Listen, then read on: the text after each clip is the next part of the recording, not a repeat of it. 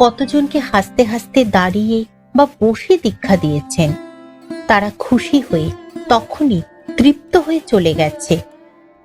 কৌতূহলাক্রান্ত হয়ে কাউকে বা জিজ্ঞাসাই করে ফেলেছি, দীক্ষার সময় মায়ের কেমন রূপ দেখলেন?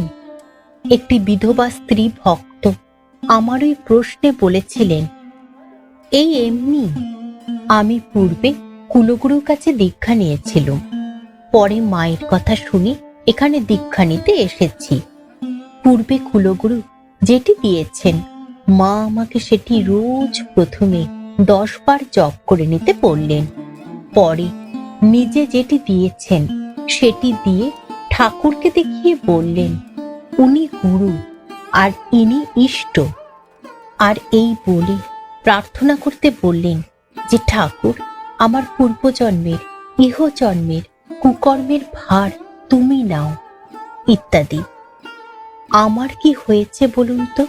যখনই জপ করতে বসি 0.5 ঘন্টার বেশি জপ করতে পারিনি, কে যেন ঠেলা দিয়ে তুলে দেয়। আপনাদের এমন হয়?